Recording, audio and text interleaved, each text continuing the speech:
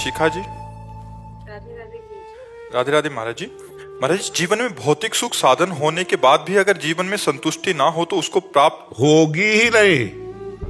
जीवन में ना हो की बात नहीं हम कह रहे, हम कह रहे भौतिक सुखों से संतुष्टि होगी ही नहीं।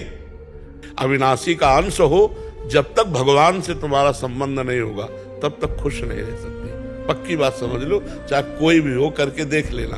अब उदाहरण में एक बहुत बड़े ऑफिसर, ये जहां आप बैठे यहाँ बैठे थे, और उन्होंने प्रश्न किया कि मेरे पास सब कुछ है, मैं रिटायर हो चुका हूं, परिवार, लड़का बच्चा, बहू, खेती बाड़ी, मतलब जो कुछ सब है, अब मुझे डर लग रहा है कि मैं मरूंगा, इसका उपाय क्या है? इसका उपाय क्या है? तो उनका यही उपाय नहीं कि अब इसीलिए संतुष्ट, बोले अब भय लग रहा है, जब सबको देखता हूं तो लगता है सब छूटेगा और मैं मरूंगा, तो अब इसका उपाय क्या? उनका कृष्ण, इसका उपाय भगवान है। जैसे उसके खुशी का उपाय भगवान, ऐसे भगवान है। निर्भय का उपाय, निश्चिंत का उपाय, निशोक का उपाय भगवान है। भौतिक सुखों से कभी संतुष्टता नहीं होती। भगवान का जब तक आश्रय रहे, भौतिक सुखों के बीच में भगवान को डाल लो, बस आनंद हो जाएगा। सब चीज है, भगवान नहीं है, कुछ नहीं, कुछ नहीं है, भगवान है, मस्त हो। आप पक्का समझ लो, भगवान है तो परमानंद का अनुभव है। अगर आप भगवान को भूल गए तो चाहे जितना भौतिक सामग्री एकत्रित कर लो, आपको आनंद नहीं मिलेगा। चाहतें बढ़ती चली जाएंगी, कुछ संतोष जैसा लगेगा कि यार बढ़िया पत्नी मिल गई, पुत्र मिल गया, परिवार, लेकिन ये भी बिछड़ जाने वाला है, तो हमको शांति कहाँ मिलेगी? जब तक भगवान से हम नहीं जुड़ेंगे तब तक शांति नहीं मिलेगी जी। लेकिन अगर जीवन साथी, अगर मैं तो हूँ भगवान से जुड़ी हुई, लेकिन अगर जीवन साथी ना जुड़ा हुआ हो तो उसमें कैसे कर सकते? आपको उनकी सेवा करनी चाहिए और भगवान का भजन करना चाहिए, क्योंकि उनका कर्म उनको ले जाएगा। जीवन साथी आप 40-50 साल के बने हो, ना पहले वो जीवन साथी थे ना बाद में जीवन साथी रहेंगे। एक कल वो सखी आई थी तो उसका कोई फ्रेंड पधार गया होगा, तो यही कह रहे थे कि हम क्या ऐसा करें कि हमारा फ्रेंड हमको मिल जाए। तो उनका वो तो नहीं मिलने वाला, वो तो मिलने वाला नहीं, चाहे कोई कितनी भी तपस्या कर लो। तो वो कह रहे थे कि हम 7 जन्म तक का वादा किए थे, तो हमका काल को अधीन किए हो क्या? काल को कोई अधीन किए? जैसे फिल्मी गाना नहीं होते, मतलब तुम भगवान हो गए, तुम काल को अधीन कर लिए, जैसा चाहोगे, जिसके साथ चाहोगे तुम मिल लोगे। अरे नहीं, शरीर छूटा तो पता चला तुम नरक गए, वो कहाँ गए, वो किसी का मिला।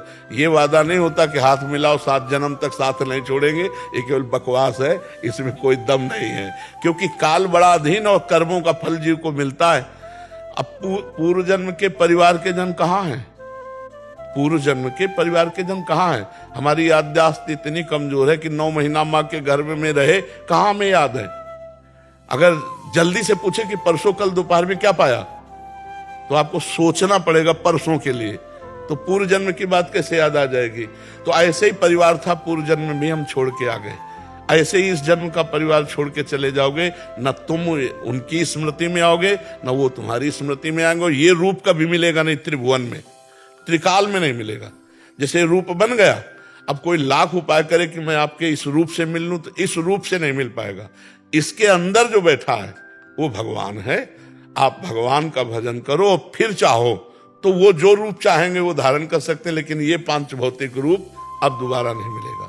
जैसे चला गया, तो कुछ लोग ऐसे भाव में बन जाते हैं कि हम पति पत्नी हैं, तो मतलब ये 2 शरीर 1 प्राण, एक मतलब अब जो, तो ऐसा नहीं, एक मित्रवत भाव है यहाँ का। 40-50 वर्ष का संबंध है, न पहले तुम उसे जानते थे न बाद में जानोगे, चाहे जितना प्यार कर लो। इसीलिए यहाँ के प्यार को ज्यादा महत्व नहीं दिया गया है, भगवान के प्यार को महत्व दिया गया है। तो अगर हमारा जीवन साथी भगवत भजन नहीं करता तो हमें करना चाहिए। अगर 2 में से एक भी भजन कर ले गया तो बात बन जाएगी।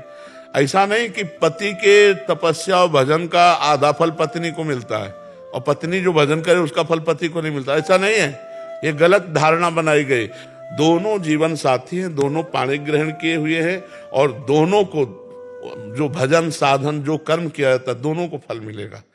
इसलिए हमें लगता है अगर हमारा साथी भजन नहीं करता है, जीवन साथी, तो हमें डट के भजन करना चाहिए और उसको भजन देकर पवित्र करना चाहिए। साथी का तो मतलब तभी हुआ कि भाई हमारे पास धन है, तुम्हारे पास नहीं, तो लो आधा आधा बांट लो, आनंद पूर्वक रहो। तो जीवन साथी है, तो भजन रूपी धन बांट दो। आधा उसको दो और आधा आप। तो अभी देखो उसकी भी बुद्धि बदलने लगेगी। भजन ना करे तो लड़ना नहीं है, खुद भजन करो और उसके अनुकूल चलो, एक दूसरे के अनुकूल चलो। संदीप वर्मा जी, नोएडा से।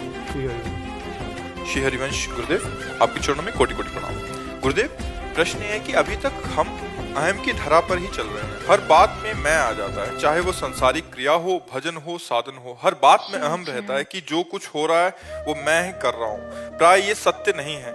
इस कारण हम दृष्टा भाव रख ही नहीं पाते। इस कारण हमें भगवत प्राप्ति का मार्ग भी दुर्गम प्रतीत होता है। गुरुदेव, कृपा कर मार्गदर्शन कीजिए कि इस मैं का त्याग देखो, जब तक हम महापुरुषों का सेवन नहीं करते, उनके बताए हुए मार्ग पर नहीं चलते, तब तक अहंकार नष्ट नहीं होता। नहीं तो अभी भाषा बदल जाएगी कि गुरु कृपा से नाम जप होता है, गुरु कृपा से व्यापार होता है, गुरु कृपा से, श्री जी की कृपा से, भगवत कृपा से। तो ये अंदर आपके बात आने लगेगी तो अहंकार नष्ट हो जाएगा। और हो सब कृपा से ही रहा है। आप राधा बोलोगे तो किशोरी जी की कृपा से बोल पाओगे। आप वृंदावन आए हो, किशोरी जी की कृपा, जिनको वृंदा विपिन है कृपाति नहीं की हो। आप जो कुछ कर पा रहे हो भगवत प्रदत्त बुद्धि से कर पा रहे हो, भगवत प्रदत्त शरीर बल से कर पा रहे हो। ये तुम्हारा है क्या? सोचो, तुमने रचा है क्या ये? तो अहंकार किस बात का? बुद्धि तुम्हारी भगवान ने रची, शरीर तुम्हारे भगवान ने रचा, सृष्टि भगवान ने रची, सृष्टि का कार्य भगवान ने दिया। तो अहंकार क्यों करते हो? इसको तो मूढ़ता ही कहते हैं। अहंकार विमूढ़ आत्मा करता हमिति मन्यते, मैं करता हूं ऐसा मानना ये मूर्खता है, मूढ़ता है। आपका कोई अस्तित्व नहीं भगवान के सिवा। आप देखिए ना, जानते हुए भी तो उसे समर्पित किया करो। अहंकार नष्ट करने का तुम्हें एक सरल उपाय बता रहे हैं। जो भी कर्म करो उसको समर्पित कर दो। प्रति घंटे का नियम बना लो कि जैसे 7 से 8, 8 से 9, तो हर एक घंटे में हे सच्चिदानंद प्रभु, हे राधा वल्लभ लाल, ये 1 घंटे का कर्म जो आपकी कृपा से, आपके बल से हुआ, वो आपको समर्पित है।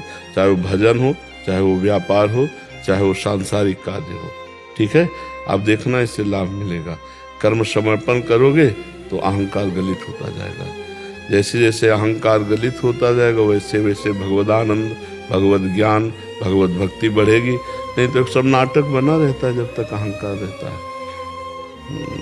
भक्ति महारानी बहुत सुकोमल चरण वाली है, तो निर्मल हृदय में पधारती हैं। प्रेम लक्षणा भक्ति जो है ना, जहाँ बड़े बड़े कांटे पड़े हो तो कौन आएगा? ये बहुत कांटे हैं अहंकार रूपी।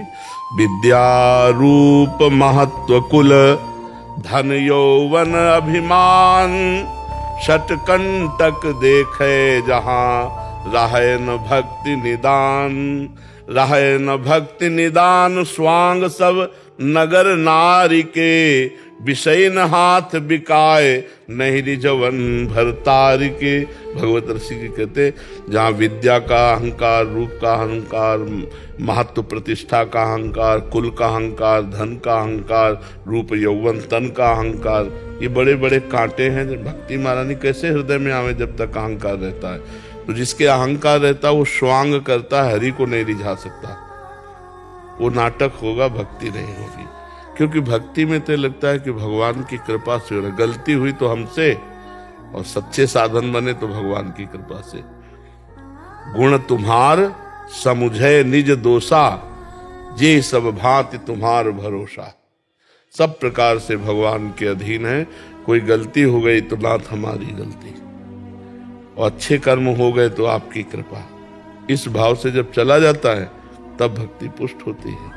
गुण तुम्हार समुझे निज दोषा, जे सब भांति तुम्हारी भरोसा।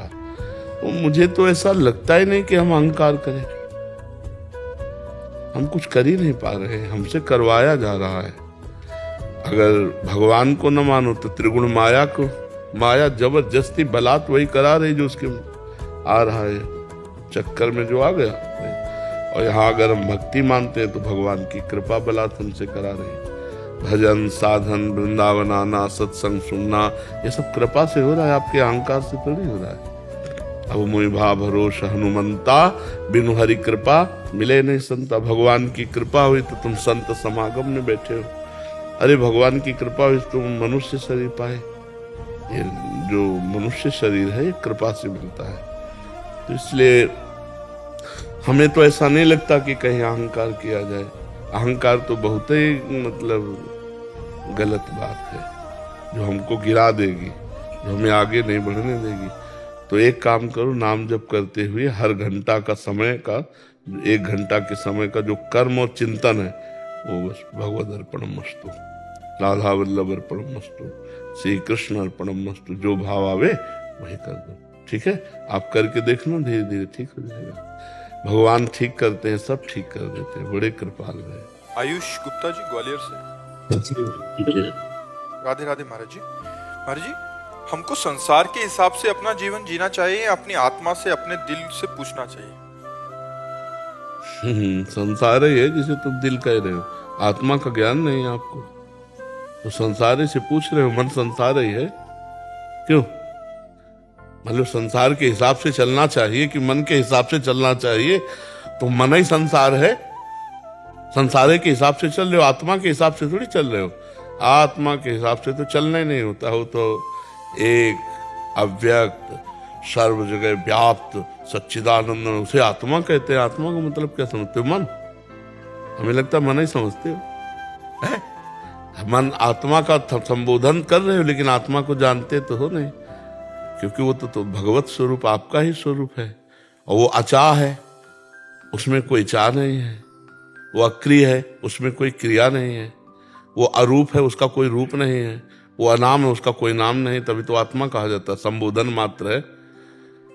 तो भाई इसका मतलब है मन की बात कह रहे हो आप, कि हम संसार के अनुसार चले या अपने मन के अनुसार चले? तो ना संसार के अनुसार चलो, ना अपने मन के अनुसार चलो, शास्त्र के अनुसार चलो। तस्मात् शास्त्रम प्रमाणम ते कार्याकार्यो व्यवस्थित हो। क्या करना चाहिए, क्या नहीं करना चाहिए, ये संत महापुरुषों से, भगवान की वाणी, गीता जी, भागवत जी, इनको पढ़ो, इनसे जानकारी करो कि हमारा कर्तव्य क्या है, हमारे जीवन का उद्देश्य क्या है, हमको क्या नहीं करना चाहिए, हमको क्या करना चाहिए, ये सब शास्त्रों में मिल जाएगा। नहीं शास्त्र पढ़ो तो रोज सत्संग सुनो, तो आप सत्संग में सुन लेंगे। अब मन के अनुसार चलो तो संसार के अनुसार, संसार के अनुसार चलो तो मन के। अब हम इसका भेद करके ऐसा समझ सकते हैं कि संसार जैसा चाहता है वैसा हम चलें या अपने मन के अनुसार चलें, ऐसा प्रश्न होगा? नहीं, तो संसार की चाहत के अनुसार तो हम नहीं चल पाएंगे। संसार तो किसी में राजी है ही नहीं, बिल्कुल नहीं राजी है। संसार के अनुसार तो कोई चल ही नहीं सकता, पक्की बात समझो। हम कई बार एक घोड़े वाले का उदाहरण देते हैं कि एक घोड़े वाला अपने लड़के के साथ जा रहा था, तो खुद घोड़े में बैठा था, लड़का नीचे था। तो लोगों ने देखा, संसार के लोगों ने, हाँ यार कितना निर्दयी है, लड़के को पैदल चला रहा है, अपना ऊपर बैठा है। तो वो नीचे उतर गया लड़के को। आगे चले तो संसार वाले बोले क्या जमाना आ गया है, नया लड़का घोड़े पे, बूढ़ा पैदल है। बोले आओ पिताजी बैठ जाओ। दोनों बैठ गए। तो कुछ लोग मिले, बोले हराम का घोड़ा मिला होगा, दोनों लदे हो। दोनों नीचे उतर गए। तो कुछ लोग बोले देखो कितने बेवकूफ हैं, घोड़ा खाली जा रहा है। अब बताओ हमें उस संसार के अनुसार चल सकता है क्या? अपनी मस्ती में जैसा बने वैसा। समझ रहे हो? पहले आध्यात्मिक उत्तर दिया, फिर ये व्यवहारिक उत्तर है। हमको जो सही लग रहा है, शास्त्र सम्मत, वो हम चल रहे हैं। तुम गाली दो या प्रशंसा करो, हमें तुमसे कोई मतलब नहीं। तो बड़ा मतलब संसार का विचित्र रूप है, ये राजी नहीं हो सकता, इसको राजी नहीं किया जा सकता। आप पक्का समझ लीजिए, बिल्कुल नहीं, इसको राजी नहीं किया जा सकता, किसी भी तरह राजी नहीं किया जा सकता। संसार को अगर लेकर चलोगे कि लोग हमारे प्रति क्या कह रहे हैं, तो चल ही नहीं सकते आप। संसार को प्रसन्न कर ही नहीं सकते, अपने हिसाब से चलो। इनको जो कुछ तो लोग कहेंगे, अपने को सुनना है और ये देखना है कि हम गलत तो नहीं है। जैसे मान लो कोई कह रहा है कोई बात, तो उस बात को हमें देखना है कि कहीं हम गलत तो नहीं है। अगर गलत है तो सही कह रहे हैं, हमको सुधार करना चाहिए। अगर गलत नहीं है तो फिर भगवान जाने उनको क्या मति गति है, हमें अपने अनुसार चलना चाहिए। पर जी इस बात की निष्ठा तो जो गलत कार्य कर रहे हैं उनमें तगड़ी है। दारू पी रहा है, कोई भी कुछ भी कह रहा हो, पी रहा है। हाँ बात सही, बात सही। हाँ बात सही। बुरे कर्म वालों में ज्यादा निष्ठा है, भले कर्म वाले तो जैसे माला लेकर के ऑफिस गए ना, और 2-4 लोग कह दिए बड़े भगत तो अगले दिन माला लेके नहीं जाएंगे। बात सही है, अच्छे कर्म करने वालों की पक्की निष्ठा कम है, बुरे कर्म करने वालों की ज्यादा निष्ठा जोरदार है। मांस खा रहा तो कोई बोलते कुछ रहो, बोलते रहो, हाँ, और क्या गाली देते रहो, उनको कोई फर्क नहीं। वैसे चाहिए ऐसे निष्ठा, हाँ, निष्ठा ऐसे ही चाहिए अपनी धर्म की भी, धर्म की निष्ठा है। वो तो खैर निष्ठा क्या पतन का मार्ग है, वो तो उनका गलत सोचना है। अगर कोई समझावे, हम कह रहे हैं कि गलत है, तो हमें सुधार कर लेना चाहिए और अच्छी निष्ठा रखनी चाहिए कि अच्छी निष्ठा में फिर लोग कुछ भी कहें हमको नहीं, किसी को नहीं बख्शते, किसी को नहीं। जान की ताकत लगा करके चाहे देश को समर्पित हो जाए, कोई नहीं, उसको कुछ ना कुछ। अब जैसे आर्मी के भाईजान आते हैं तो हम उनका बड़ा स्वागत करते हैं, क्योंकि बहुत कष्टप्रद देश रक्षा में वो कहाँ खड़े रहते हैं। अब कुछ लोग उनको क्यों, तो हम कहा संत और सैनिक हम बराबर देखते हैं, क्योंकि हिमालय में लगा दो चाहे जहां लगा दो, भोजन मिले ना मिले वो डटे हुए हैं। भादर में लगो तब पता चले कहां से गोली आ जाए, कब गर्दन उतर जाए, कुछ पता नहीं है। हम शहीद हो रहे हैं, जा रहे हैं आतंकवादियों से भिड़ने के लिए, 5-5 हमारे भारत के जवान शहीद हो रहे हैं, तो उनके लिए भी निष्ठा नहीं है। जो देश के लिए उनके लिए भी निष्ठा, मतलब कुछ ऐसे लोग हैं जिनको स्वभाव ही है निंदा करना, जिनका स्वभाव ही है, तो किसी की सुने ना, अपने अपने मस्ती में चले। गलत है तो हम सुधार कर ले, नहीं तो हमें किसी की चिंता नहीं करनी चाहिए। हर्ष अग्रवाल जी। राधे राधे बाबा।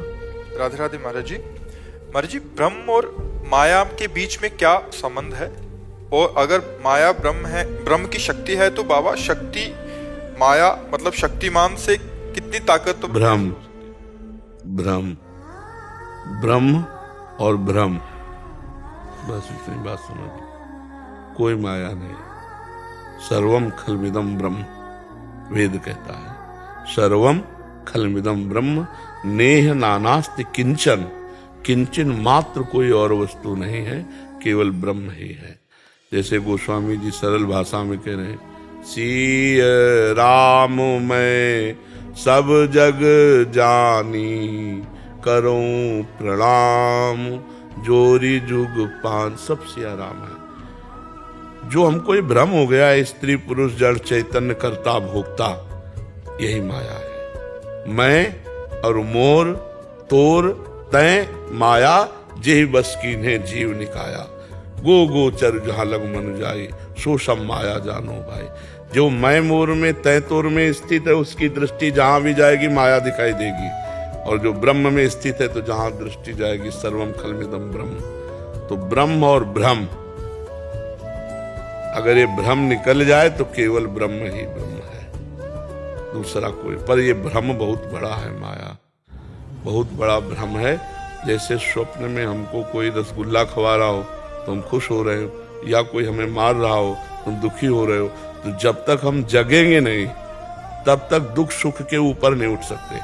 उस समय सत्य लगता है ना स्वप्न का, शरीर तो पड़ा होता है स्थूल, हमको ज्ञान नहीं होता, लेकिन हमको स्वप्न में मार पिटाई जो हो रही असली लगती है, या स्वागत सम्मान जो हो रहा है, सुख दुख जो, वो असली लगता है। असली कब तक लगेगा?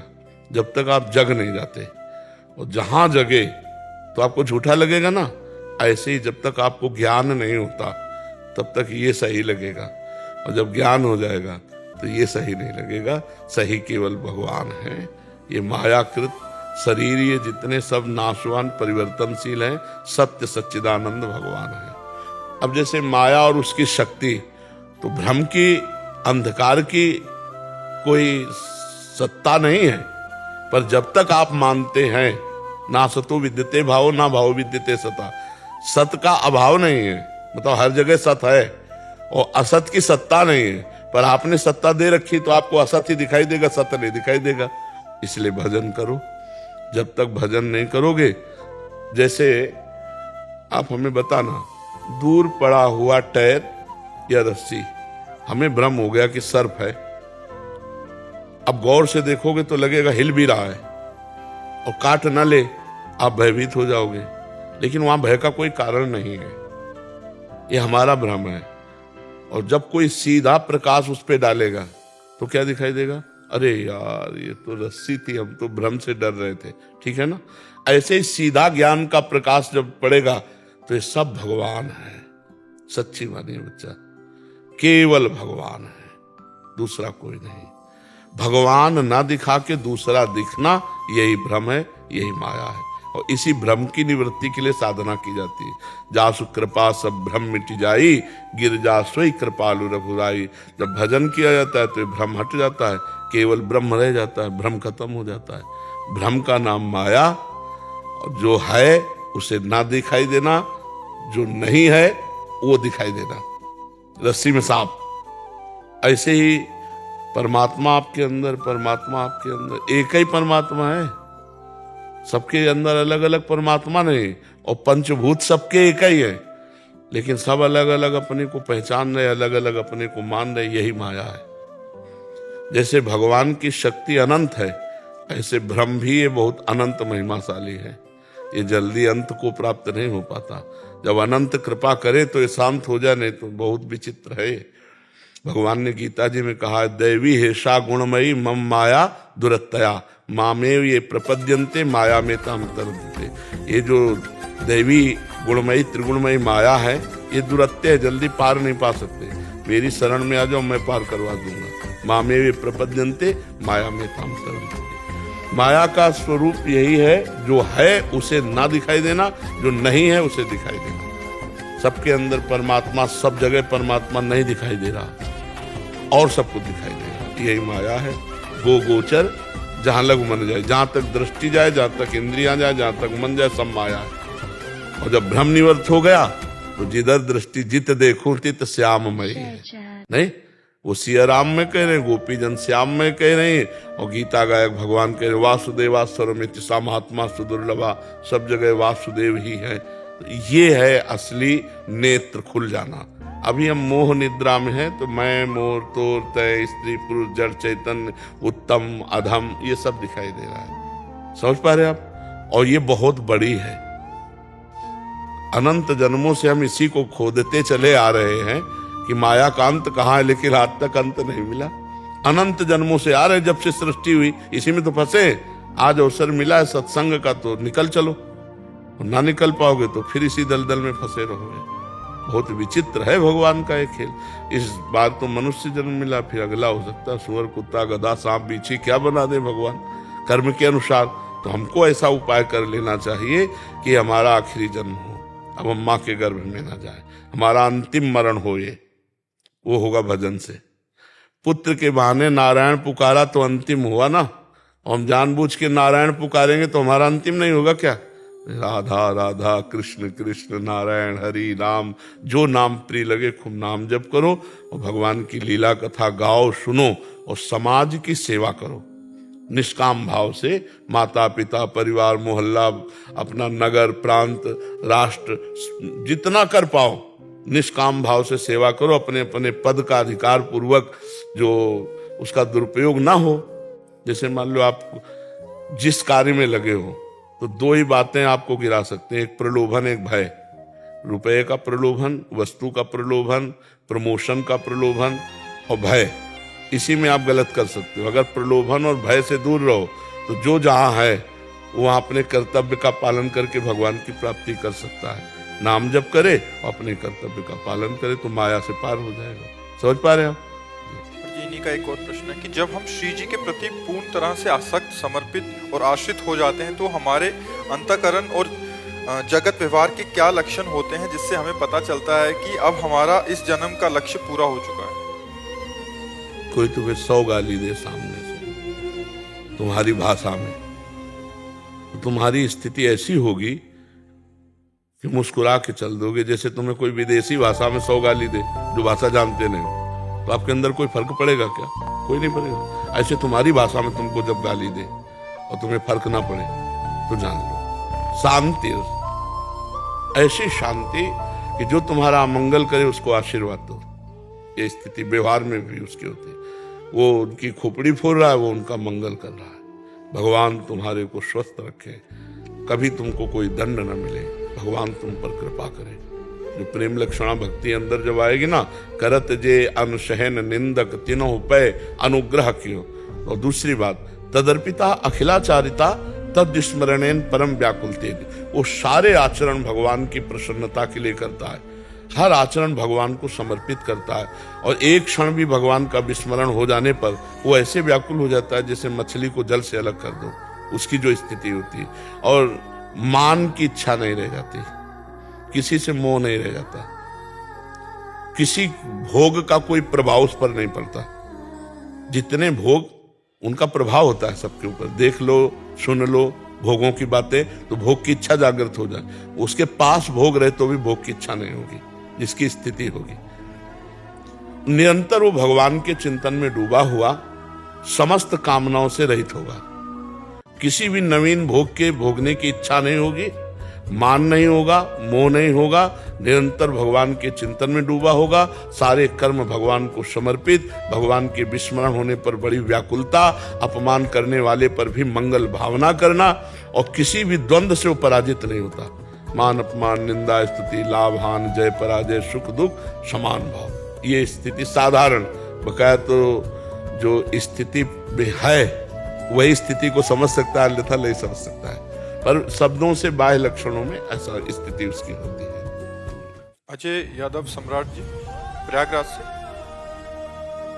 राधे राधे महाराज जी। महाराज जी, जहां पर नकारात्मकता हावी हो, असत्य जुल्म भ्रष्टाचार के खिलाफ लड़ाई लड़ने वाला व्यक्ति हर जगह पराजित होता जाए, ऐसे समय में उस व्यक्ति को क्या करना? मुझे ऐसा नहीं लगता कि सत्य और धर्म पे चलने वाला पराजित हो सकता, मुझे ऐसा नहीं। इतिहास साक्षी है, सत्य और धर्म चलने वाले को रौंदने की चेष्टा की गई है, लेकिन विजयी वही हुआ है। रौंदने की चेष्टा की गई, उसको मिटाने की चेष्टा की गई। जैसे पांडव सत्य पर चल रहे थे, कौरवों ने प्रयास किया, उनका प्रयास सफल जैसा लगा। 12 वर्ष का वनवास, 1 वर्ष का अज्ञातवास, कितनी प्रकार की कष्ट वेदनाएं उनको सहनी पड़ी, लेकिन सिंहासन पर कौन बैठा? परिणाम में युधिष्ठिर जी। और विनाश किसका हुआ? कौरव पक्ष का। मानते हैं कि अधर्माचरण थोड़ी देर बढ़कर हम पर हावी हो सकता है, लेकिन मिटा नहीं सकता, पराजित नहीं कर सकता। मिटेगा वही, आप देख लीजिए, मिटेगा वही। धर्म से चलने वाले को झुकाने की कोशिश की जा सकती है, रौंदने की कोशिश की जा सकती है, लेकिन विजयी वही होगा। ये हम आपको फाइनल की बात बता रहे हैं। रास्ते में थोड़ा झुक जाना या थोड़ा पराजित जैसा लगना वो हो सकता है, हो सकता है, क्योंकि दोनों शक्तियां भगवान की हैं। पीठ से अधर्म प्रकट हुआ है और छाती से धर्म प्रकट हुआ है, तो उसमें भी तो भागवतिक, राक्षसों में भी तो भागवतिक शक्ति है। कभी देवताओं को खदेड़ देते, कभी देवता राक्षसों को खदेड़ देते। तो हमें ये विश्वास रखना है कि विजय धर्म की होगी। जहां भगवान की आज्ञा का पालन किया जाता है, धर्म का पालन किया जाता है, वहीं विजय होती है। आज थोड़ा हम डाउन हैं तो कोई बात नहीं, कल हम उठेंगे, ऐसा पक्का विश्वास रखो। हो सकता है थोड़ी देर विजयी दिखाई दे, विजयी हुए ना, देखो कौरव विजयी हुए ना, सब एक छत्र साम्राज्य घसीट लिया युधिष्ठिर का शकुनी के छल भरे पासे से, लेकिन बाणों से सब मारे गए और महाराज ही युधिष्ठिर जी हस्तिनापुर चक्रवर्ती सम्राट नरेश के रूप में रहे। तो हमें लगता है कि असत्य थोड़े दिन हाइलोजन की तरह चमक सकता है, लेकिन फ्यूज होना पक्का है। क्यों भाई? हाँ, फ्यूज होना उसका पक्का है। वो थोड़ा और भी बात समझ लो, अधर्मी आदमी की जब उन्नति हो तो उसको ये समझ लेना जैसे ऊपर 7 मंजिले में चढ़ाया जाए तो वो खुशी के लिए नहीं चढ़ाया जा रहा है, उसका वहां से बद होगा, वहां से पटका जाएगा। तो हम अधर्मी की उन्नति पर लुभायमान ना हो, परिणाम तुम्हें पता नहीं, वो नष्ट हो जाएगा। क्योंकि अधर्माचरण से सफलता नहीं होती। धर्म पूर्वक धर्मात्मा पुरुष गरीब मिल सकता है, धर्मात्मा पुरुष थोड़ा आपको झुका मिल सकता है, धर्मात्मा पुरुष की नहीं चल रही ये भी दिखाई दे सकता है, लेकिन एक दिन धर्मात्मा पुरुष उभरेगा और वो प्रकाशित होगा, और वो अधर्मी जो आज झुका हुआ नहीं है, बढ़ा हुआ दिखाई दे रहा, फूल फल रहा है, वो नष्ट हो जाएगा, पक्का नष्ट हो जाएगा। तो इसलिए हम इस बात को दूरी तक देखें, नजदीक तक देख करके परिणाम न दे दें। आज तक ऐसा नहीं, किसी को दुख देकर असत्य आचरण से चलने वाला पापात्मा कभी सुखी नहीं हुआ। वो विभिन्न प्रकार से नाश किया ही है। काल रूप भगवान ने उनको दंड दिया ही है। आप ऐसा कभी मन में विश्वास ना खोएं, ऐसा कभी सोचे नहीं, ये विश्वास दृढ़ रखें कि विजयी सत्य होता है। शांति, आनंद, निर्भयता, निशोकता, ये सब सत्य पे है। असत्य आचरण करने वाला कभी निर्भय नहीं हो सकता। हर समय शंका, हर समय चिंता, हर समय उद्विग्नता, शोक। जैसे आप 50,000 बेईमानी से ले आए, सोचे बड़ा आनंद रहेगा 50, वो 50,000 ऐसे दुख में आपको डालेंगे कि पूरा जो आपने कमाया भी है और लेके जाएंगे, पक्का समझ लो। तो मुझे लगता है पाप से डरना चाहिए, अधर्म से डरना चाहिए। साइकिल से चलोगे लेकिन सुखी रहोगे। अधर्माचरण मत करो, धर्म से चलो। थोड़ा जीवन है, बहुत बड़ा जीवन नहीं। 70-80 का जीवन रह गया है, नहीं रह गया। और अब आज का जीवन है, जीवन क्या देखो, नौजवान है, हाई ब्लड प्रेशर है, लो ब्लड प्रेशर, 500 शुगर है, ये है वो, नौजवान है। तो बुढ़ापे में क्या होगा, पता नहीं बुढ़ापा मिलेगा इनको कि नहीं मिलेगा। तो बड़ा समय विचित्र है। अभी भजन कर लो, आगे और ऐसा समय आने वाला है कि भजन, घर परिवार का एकमात्र छोड़ा था, एकांत में भजन करेंगे। और जिसके पास मोबाइल है तो सैकड़ों नंबर और सब सर्च करके सब दुनिया देख सकते हो। इसी से तो बचने के लिए बाबा जी बने थे, इसी से बचने के लिए एकांत हुए। अब एकांत में छाती में पहले भगवान की छवि टांगी जाती थी, अब छाती में मोबाइल टांगा जाता है, स्मार्ट मोबाइल। समय बदल गया देखो। भगवान में चित्त लगने के लिए जो बाधा थी वो मोबाइल रचना हो गई, बहुत जोर। अच्छा, कोई भी सृष्टि में गुण और दोष युक्त दोनों भी हैं अलग। आज आप बैठे हो तो मोबाइल के ही दम से बैठे हो, नहीं क्या जानते कि वृंदावन में कहाँ क्या हो रहा है, मोबाइल से जा। तो हमें लगता है अगर गुण ले ले और दोष छोड़ दे तो बहुत बढ़िया चीज है, लेकिन उसमें दोष भी बहुत है। नए नए बच्चे उसको सर्च करके गलत आचरणों में बढ़ रहे हैं। कोई उसमें जुआ खेल रहे हैं, गेम पैसा वाला, अब हार रहे हैं, बड़े अपने शरीरों को भी छोड़ रहे हैं। तो गलत आचरणों से बचा जाए, भगवान नाम जपा जाए और सत्य में चला जाए, उसी पर विजय होगी, असत से नहीं। बहुत सुख मिलता है जब आप कृपा करके आते हो।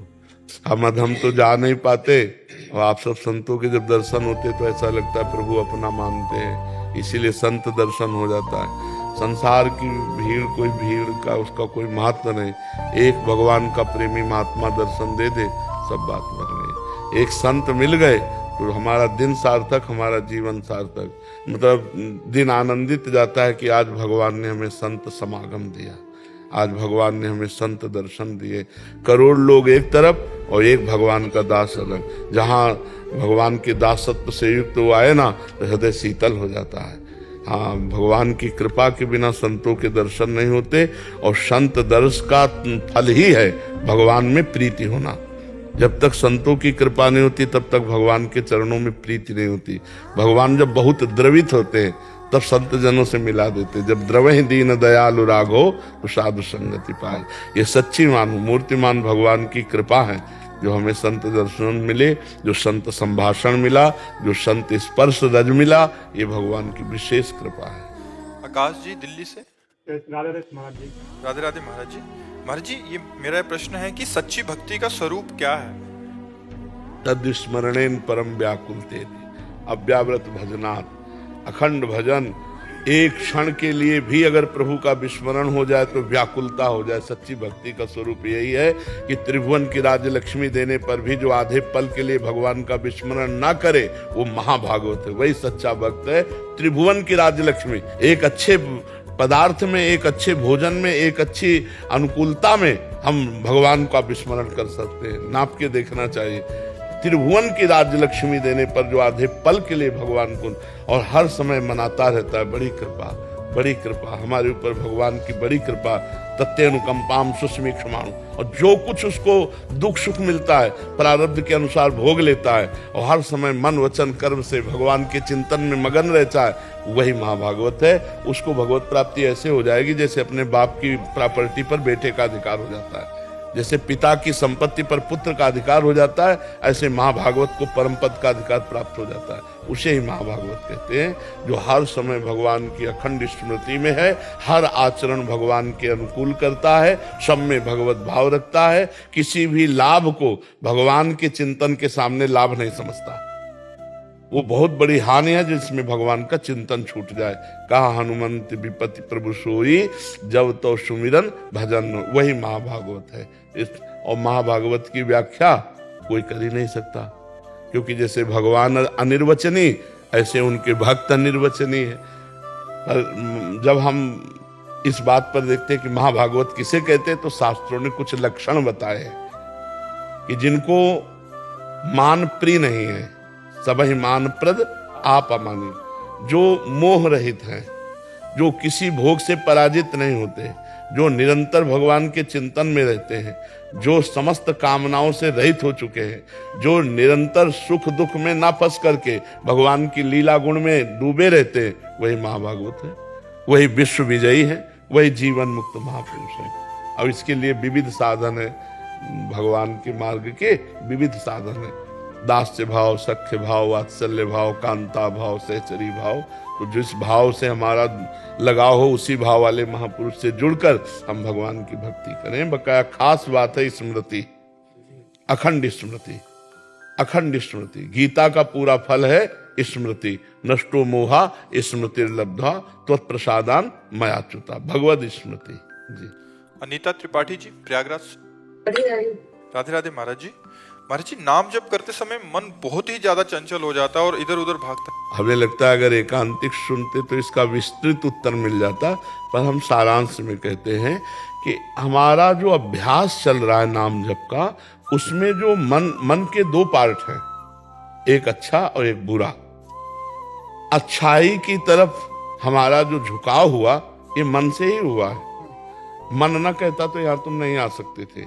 तो मन की अच्छाई पार्ट में जब हम नाम जब शुरू किया, तो बुराई पार्ट को साफ करने लगा, क्योंकि निर्मल मन जन सो मोह पावा। तो अब जितनी गंदगी अनंत जन्मों की भरी है, वो सब निकलेगी बाहर।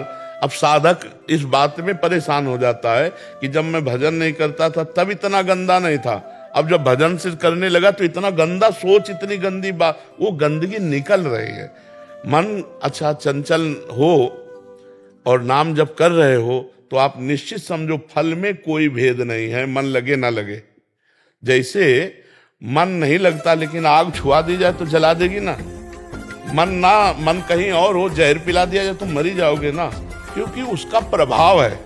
ऐसे नाम का प्रभाव है, मन लगे या ना लगे, जिब्या से राम राम हरि हरि कृष्ण कृष्ण हो रहा है, आपको भगवत प्राप्ति होगी। आपको बाहर भी आनंद मिलेगा, लौकिक और पारलौकिक अंतर ज्ञान का भी आनंद मिलेगा। राम नाम मणि दीप धर, जीह दे हरि द्वार, तुलसी भीतर बाहर जो चाहते। तो मन को नाम ही एकाग्र करेगा, मन को नाम ही निर्मल करेगा। अब शुरू किया इसलिए गंदगी निकल रही है, परेशान नहीं होना चाहिए। वैखरी वाणी से मारे, हाँ वैखरी से भी, वैखरी से। यह जिह्वाग्ये वर्तते नाम तुभ्यम, जैसे मंत्र है तो वो दो में ही जपा जाता है, उपांश और मानसिक। गुरु मंत्र जो है उपांश और मानसिक जपा जाता है, लेकिन नाम भगवान इतने कृपालु हैं कि आप राधा राधा राधा राधा राधा राधा राधा राधा राधा राधा राधा राधा राधा, इसी से भगवत प्राप्ति। ठाकुर हरिदास जी तो इसी वैखरी से ही जपते थे।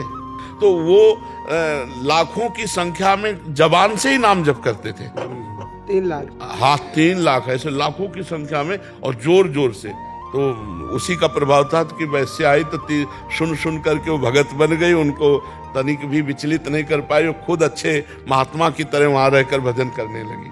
तो अगर वैखरी से नाम का प्रभाव है, वैखरी से भी जपने पर जो मंत्र उपांश और मानसिक में फल देता है, वो वैखरी से भी नाम फल दे देगा। नाम में एक अपार सामर्थ्य, असीम सामर्थ्य है, चाहे जैसी स्थिति हो। अपवित्र पवित्रो वा सर्वावस्थांगतो पिवा या स्मृत पुंडरीकाक्षम सवायाभ्यंतरा शुचि, वाय अभ्यंतर दोनों से परम पवित्र हो जाता है। देखो भागवत जी में लिखा, यद जिह्वाग्ये वर्तते नाम तुभ्यम अहोबत सुपचतो गरीयान, यद जिह्वाग्ये, जिह्वा के अग्रभाग पर आपका नाम विराजमान हो।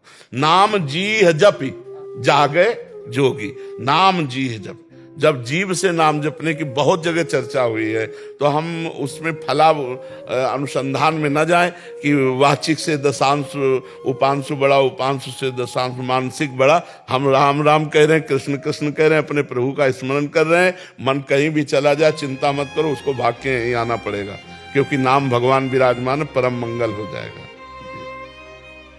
कीर्ति जी, महाराज जी आपके चरणों में कोटि कोटि प्रणाम। महाराज जी, अगर घर का कोई सदस्य मतलब भगवत मार्ग पर नहीं चलना चाहता हो तो उसे सही मार्ग पर कैसे हम चलाएं? हमारा प्रयास क्या रहना चाहिए? नहीं, प्रयास तो सफल नहीं हो सकता, ऐसा नहीं। अगर साधक नहीं चाहता तो ब्रह्म प्राप्त महापुरुष भी कुछ नहीं कर सकते। उड़िया बाबा के पास ही रहता था, उड़िया बाबा को गड़ासे से काटने वाला है। तो हम ये कहते हैं कि तुम तो मान लो गृहस्थ हो, हम संत जन बाबा जी लोग भी कुछ नहीं कर सकते जब तक आप श्रद्धा और विश्वास करके हमारी बात नहीं। और महाराज जी कौरवों को भगवान किसी स्वयं समझा रहे, भगवान नहीं समझ में आया। बिल्कुल बिल्कुल बिल्कुल बिल्कुल बिल्कुल, भगवान स्वयं संधि करा ले गए थे, नहीं समझ पाया। तो हम इतना जरूर कहते हैं कि अपने परिवार के लिए यदि हम भजन करके दें तो मंगल शुरू हो जाएगा। भगवान से प्रार्थना करें। हाँ, भगवान से प्रार्थना करें और नाम जप करें और परिवार के सदस्यों को दें तो उनका फिर भाव बदलना शुरू हो जाए। भजन में बहुत ताकत है, पर गृहस्थी में इतना भजन होना थोड़ा कठिन सा लगता है कि हम इतना भजन करें कि परिवार वालों को दें और हमारी भी बुद्धि शुद्ध रहे भजन से। तो फिर भी प्रयास करना चाहिए, और परिणाम में हम कहते हैं जब तक वो सुधरना नहीं चाहेंगे तो नहीं सुधरेंगे। वो सुधरना ना चाहे तो कोई नहीं सुधार सकता, चाहे जितना उपदेश कर लो, चाहे जितना हाथ जोड़ लो, वो सुधरेगा नहीं। हाँ, बहुत विचित्र बात है। खलऊ करें भली पाए सुसंगु और मिटाए न मलिन स्वभाव अति अनुरागा होली राम कवों की कागा। हाँ, बिल्कुल ये बात कि कभी कभी जैसे संग मिल भी जाए ऐसे स्वभाव वालों को, भागवतिक संग, तो अपने ही स्वभाव में रहते हैं, उनको कोई फर्क नहीं पड़ता है। सत्संग का उनके ऊपर कोई फर्क नहीं पड़ता है। भगवान कृपा करे तो बात बदल जाए। भगवान, वो आप कहे थे कि आना जाना बंद कर दो तो आना जाना बंद हो जाएगा जी। तो आपकी कृपा, श्री जी की कृपा से पहली बार वृंदावन धाम आना हुआ जी। तो गुरुदेव अब जाने की इच्छा नहीं, अब नहीं जा पाएंगे वृंदावन से। नहीं, ऐसा मत करो बच्चा, हमारी बात समझो। अलग अलग औषधि दी जाती है बीमार को, अलग अलग। अभी आप जवान हो, आप अभी थोड़ा कर्म करो। पढ़ाई लिखाई पूरी हुई क्या? नहीं, अभी डट के पढ़ो, डिग्री में पहुंचो, भारत की किसी सेवा में लगो, माता पिता की सेवा करो, नाम जप करो, और फिर अवसर मिले तो आके वृंदावन वास करो। नहीं, अब ऐसे कच्ची उम्र बहुत कठिन है बच्चा, बाबागिरी। देखो, तुम्हें लगता है सरल है, लेकिन हम हाथ जोड़ के कहते हैं बाबागिरी के जैसा कोई कठिन कार्य असली में चलने पे। वो मनोरंजन तो भाई भी बहुत बढ़िया है, लेकिन अगर जीवन बाबागिरी में उतारने का तो सबसे कठिन बात हम आपको बता रहे हैं। अगर नाम जब करोगे और कर्तव्य का पालन करोगे तो प्रिया प्रीतम के पास पहुंच जाओगे बच्चा। और अभी नई अवस्था है, संसार देखा नहीं, भोगों को भोगा नहीं, और मन भोगों की तरफ। वही हम बताने जा रहे थे कि सबसे कठिन बात है, हम कह रहे 50 वर्ष सही चला हो और 5 मिनट गलत हो जाए तो 50 वर्ष में पानी फिर जाएगा, नहीं फिर जाएगा। अरे बोले यार, मतलब कोई नहीं समझेगा कि ये बंदा 50 वर्ष जलता रहा है, आज 5 मिनट चूक हो गई, क्षमा कर दो, कोई नहीं क्षमा करेगा। हम ये नहीं कहते कि कोई गलत नहीं है या सही है, वो भगवान जाने, लेकिन थोड़ी सी गलती, थोड़ा सा चूक पूरे जीवन को मिट्टी में मिला देगा। इसलिए हम कहते हैं गृहस्थ में रहकर भजन करो, कलिकाल है, अब जो बन गए हैं भगवान इन्हीं का निर्वाह कर दे। अगर आप नहीं पकड़ना चाहोगे तो हम आपको नहीं बदल सकते। आप बदलना चाहो तो बदल सकते हैं, अगर आप ना बदलना चाहो तो। अच्छा, महीना 2 महीना संयम से रह लो, हमारी मतलब हृदय से बात समझना। साल 2 साल नियम दे दो कि 5 साल आप ऐसे रहो, तो हिम्मत रहेगी कि 6 महीना गए, 6 महीना गए, अब 2 साल गए, पूरे जीवन भर जलना है। काम, क्रोध, लोभ, मोह, मद, मत्सर, खिलवाड़ समझते हो? अब जो मतलब खिलवाड़ और पाखंड वो बात अलग है, सच्चाई से चलने का मतलब तलवार की धार पे चलना। तो हमें लगता है बाबा जी बनने के लिए जो सामग्री चाहिए वो सामग्री प्रायः नौजवानों में बहुत कम है, क्योंकि सब पढ़े लिखे, मोबाइल और सब गर्लफ्रेंड बॉयफ्रेंड, मतलब बहुत कठिन है बाबागिरी, बहुत कठिन है, बहुत कठिन है। मतलब हमारे ऐसे हाथ, क्योंकि पूरा जीवन इसी में गया ना, तो जैसे ये छोटे छोटे बच्चे का ना ना ना, पढ़ो लिखो, अगर नहीं ब्याह करना तो भी माता पिता की सेवा करो, कमाओ, और जब अपने इस कर्तव्य से मुक्त हो जाओ तब तक सयाने हो जाओगे, फिर अपना मार्ग चयन कर लो। बहुत कठिन है बाबागिरी, बहुत कठिन है, क्योंकि इससे निकल पाना, और निकल गए तो फिर त्रिभुवन नमस्कार करेगा। त्रिभुवन देवता भी नमस्कार करते हैं भगवान के भक्त को, पर है कठिन बात, मतलब है कठिन बात, इतनी कठिन बात है कि हमारा हृदय थर्राता है। जब हम किसी को साधु बनाते हैं ना तो थर्राता है, भगवान से प्रार्थना करता है, प्रभु इसकी जीवन की बागडोर आप संभालना, ये संभाल सके ऐसी बात नहीं, आप ही संभालना, क्योंकि बहुत कठिन है भाई, बहुत कठिन है। व्यभिचार को मनोरंजन समझा जाता है, समझा जाने लगा। जहां इज्जत और धर्म और मर्यादा मानी जाती थी, वहां आज व्यभिचार को मनोरंजन माना जाता है, नहीं माना जाता है। अब सोचो कैसे साधु रहेगा, समाजे में तो रहना, समाजिक तो खाना है। कोई बिरला ऐसा घर मिलेगा जिसमें प्याज लहसुन और मांस और शराब आदि का प्रयोग न हो, बिरला। कहाँ से हम रोटी पाएंगे? अगर हम मांस में बने हुए पात्र वाले में सब्जी बनकर हमको मिल रही, भले सब्जी मिल रही, तो हमारी बुद्धि भ्रष्ट होगी ना, पवित्रता कहाँ?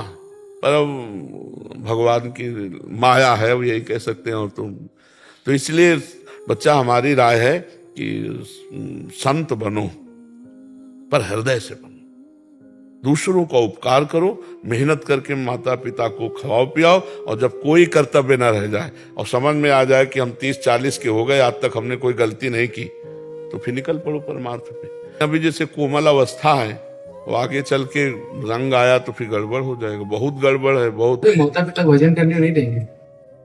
देखो, भजन को कोई नहीं रोक सकता बच्चा, अंदर से हम क्या चिंतन कर रहे हैं तुम क्या जानो। भजन अंदर का चिंतन होता है, समझ रहे? अब ये राधा राधा हमारे अंदर चल रहा है, अब तुम क्या जानो। बात तिलक मत लगाओ, कंठी मत बांधो, बात मत करो, बात करो। अच्छा, कैसे बचें गुरु अवक्ष पदार्थ से? जैसे कि हम तो पाते नहीं है, तो वो पात्र तो वही है। हाँ बच्चा, ये बात तो तभी, यही तो समस्या कह रहे हैं कि आज की समस्या आपकी नहीं, क्योंकि अब हर घर में पीने वाले, और जो पिएगा वो खाएगा, और खाने पीने वाले के अगर वहाँ से हमें मिला तो हमारी बुद्धि कहाँ पहुँच जाएगी, भजन थोड़ी होगा। तो बहुत कठिन है बच्चा, कलयुग का जैसे जैसे, तो ये पवित्रता, शास्त्र की आज्ञा पालन, भजन, ये सब बड़ी कठिन बात है। तो पहली बात तो अपनी ये बात काट दो तुम कि अब हम वृंदावन आ गए, हम जाएंगे नहीं। जाओ, माता पिता चाहे जैसे हों, वो हमारे भगवान हैं, हम मेहनत करके उनको खवाएं पियाएं, उनकी सेवा करें, ठीक है? और नाम जप करते रहो अंदर अंदर, और आगे अगर तुम्हें वृंदावन वास देना है तो श्री जी अपने आप सब व्यवस्था कर देंगे, वैसे भाव बदल जाएगा, बुला लेंगे अपने पास। और क्या बच्चा, जिंदगी भर धर्म से चलोगे, राधा राधा करोगे, तो यहाँ नहीं आओगे तो भी सीधे पहुंच जाओगे। नहीं तो वृंदावन कितने वास करते हैं, और भारत में या विश्व में कितने भगवान के भजन करने वाले? सोचो, क्या वृंदावन वासी केवल भगवान को प्राप्त होगा और जो बाहर भजन करते हैं उनको भगवान नहीं मिलेंगे? ऐसी बात नहीं बच्चा, जो भगवान वृंदावन में, वही कण कण में, पूरे विश्व में विराजमान। खूब भजन करो, भगवान की प्राप्ति कर लो। सृष्टि शुक्ला जी, अयोध्या जी। राधे राधे महाराज जी। महाराज जी, एक गृहस्थ यदि भगवान से केवल कृपा मांगे तो उसे पारलौकिक कृपा प्राप्त होगी या सांसारिक? दोनों। प्रणत कुटुंब पाल रघुराई, भगवान दोनों भगवान अल्पज्ञ थोड़ी है, भगवान सर्वज्ञ है। दोनों प्रकार से उसके परिवार का भी भरण पोषण होगा और भगवत प्राप्ति भी होगी। हाँ, बस भगवान के आश्रित हो जाए तो वो कह रहे हैं ना, अनन्यस चिंतयन्तो माम ये जनाः परिपासते तेषां नित्याभियुक्तानां योगक्षेमम्। भगवान कह रहे मैं वहन करूंगा, तुम केवल मेरा अनन्य चिंतन करो, योग क्षेम तो मैं वहन करूंगा। तो हमें भगवान की बात मान लेनी चाहिए। वो भगवान लोक परलोक दोनों का समान। ई परलोक सकल सुख पावत मेरी सो भैया कृष्ण गुण संचु। हरिवंश महाप्रभु कहते हैं इस लोक में और परलोक में सदैव सुखी रहोगे यदि कृष्ण के गुणों का गान करोगे, नाम जप करोगे, राधा राधा बोलोगे। लोक परलोक दोनों में मंगल हो जाएगा। मांगने की क्या जरूरत है? सर्वज्ञ भगवान है, वो सब जान रहे हैं। वो जितना विधान किए बहुत बढ़िया किए, जितना करेंगे बहुत बढ़िया करेंगे। हमें उनके भरोसे रहना चाहिए। लोक लाओ पर लोक निभाओ। जी बिल्कुल, दोनों लाभ, बिल्कुल दोनों लाभ है इसमें। और हारने पे भी लाभ और जीतने पे भी लाभ। इसमें ये भी बात है, हार भी, मान लो हम कहीं पराजित हो जाते हैं तो विशेष कृपा पात्र बनता है। मतलब चूक से कहीं अगर, तो भगवान उसे फिर पतित पावन है। हाँ, भगवान विशेष उस पर कृपा करते हैं। जो भगवान के मार्ग में सही चल रहे हैं वो तो भगवान के लाडले है ही, लेकिन जो लड़खड़ा के चल रहे हैं भगवान के विशेष लाडले हैं वो। हाँ, भगवान पतित पावन है, बहुत कृपाल है।